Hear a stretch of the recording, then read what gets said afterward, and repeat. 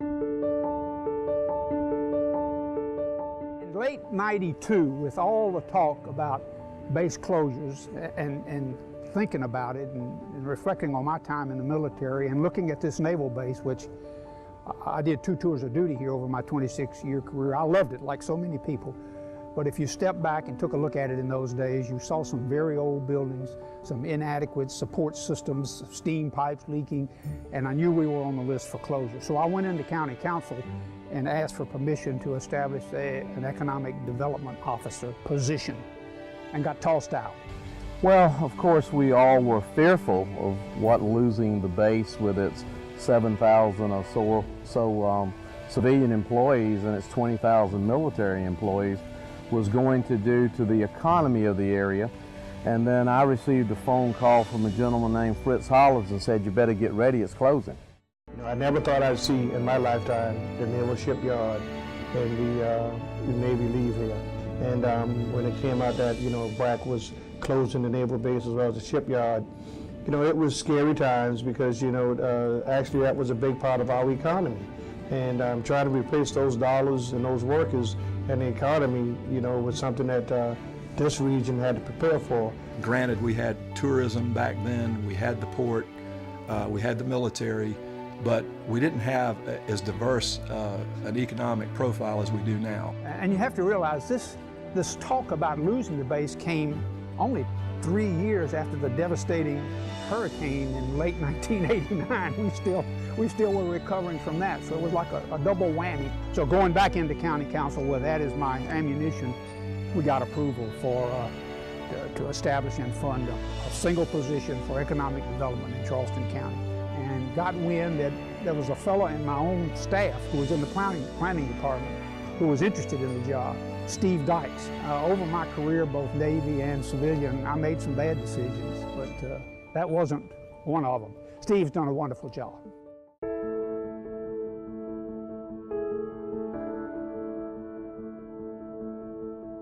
We had always talked about doing Palmetto Parkway, and I can remember when we would bring in recruits, the county, the city, all would go out and we would say, "You need to envision this road that we're going to build," and we didn't get anybody.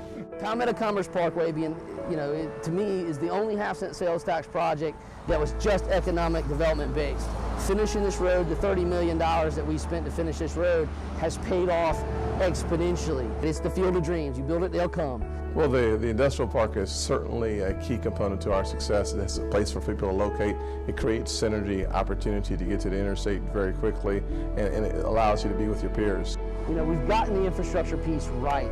Not only did we got the road in right, we got the water. CWS has stepped to the plate. We got the water in. North Charleston Sewer District has really stepped to the plate with the sewer that they're doing in here. SCNG stepped up. You know, we've got a true redundant power park that is unmatched in South Carolina. And Western Star was an early example of making something happen, which I think had some of those who may have sat back and said, "Well, I don't know," realize, wait a minute, we've got something here. I think we remember Western Star so well as being the anchor tenant out at Palmetto Commerce Park, and it's ironic what happens in life when you can have a company like Western Star come in, develop a site, build a building, and then that ends up segueing into Daimler vans. I think when you think about recruiting Daimler, you think about recruiting the best in the world, and that means we had all hands on deck. We had a fantastic collaboration between the municipalities and the county. We had the state working with us as well, but most importantly, we had the private sector business owners helping us to attract and court Daimler, and that was a very important part of the ingredients of our success. Team, together, everyone achieves more.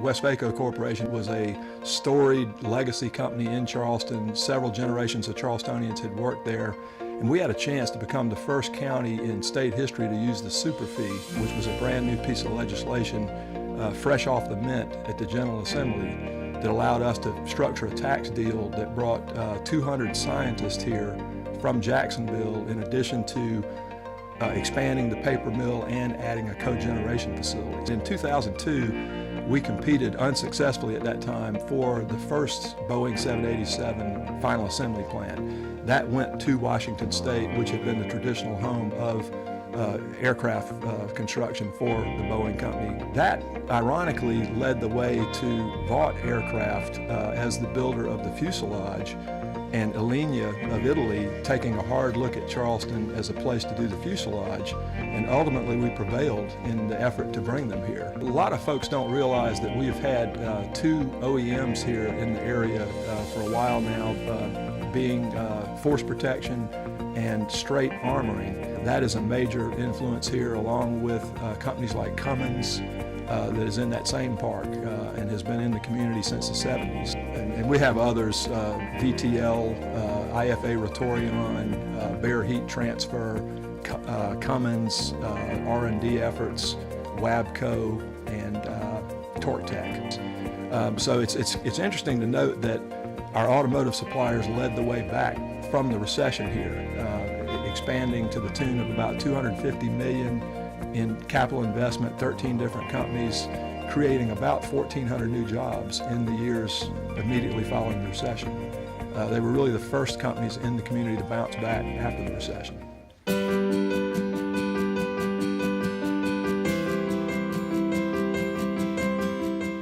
My selling point was, you know, we made submarines and ships there for many, many years for the Naval Shipyard, and they were very satisfied in the workmanship that we did. And so, you know, I always kid them and say, you know, we never, you know, built a ship that ever sank. So that tells you what kind of workman quality we have here. Everything we heard out of Washington was that you don't have the qualified workforce, you don't have the people that can get this done, and we've proved that wrong. It's paid off twice or three times already with Boeing, and we see signs of many more such expansions to come.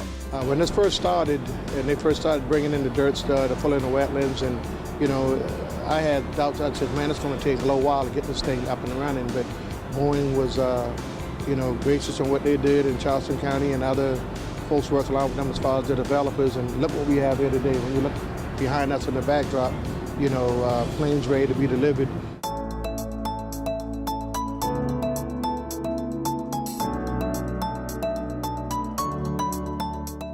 Let's start with location.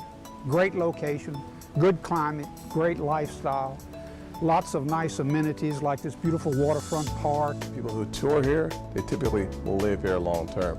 So when you go beyond that, you think of things that are very important. Low taxes, a strong, outstanding workforce, and a real desire that simply says, whatever it is, we can do it. We come with a warranty. We're going to be here, you know, unlike other places, you know, you meet people today and they may be going tomorrow, but we have a very, very strong economic development department. Our workforce is awesome. I mean, you know, for 100 years we made ships that float. Now we make planes that fly, and you know, we're very proud of our workforce. I think we have a sterling story to tell with regard to transportation and infrastructure here in the region, and it's told within the context of the half-cent sales tax, which the voters of the county approved some years ago, and which has led to a really aggressive pattern of addressing road needs, as well as funding the CARTA public transportation system. It has also resulted in the accumulation of greenbelt territory around the county that keeps our quality of life intact. As we sit here in 2014, we've got a robust aerospace sector, we've got automotive, we've got a growing and robust information technology sector, robust medical community, AAA credit rating by all the bond rating agencies. That's not easy to come by in these days and times, and our financial staff makes sure that we run a clean house in that fashion.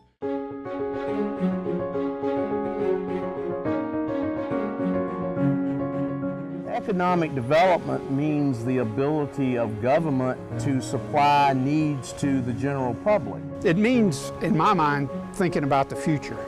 It's about business community and the residential community finding a way to coexist. I think economic development means that we understand the secret sauce of making South Carolina, specifically Charleston County, one of the greatest places not only to live, but to work and to grow a family. It's one thing to recruit a company here. It's a whole nother thing to have that company grow roots, expand, and be profitable.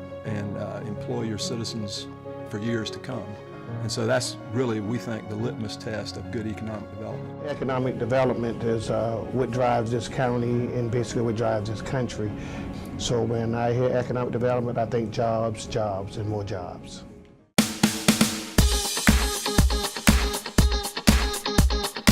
Yeah, let me offer my warmest congratulations on the 20th anniversary of what has been a real successful program. I want to congratulate the Charleston County Economic Development Division.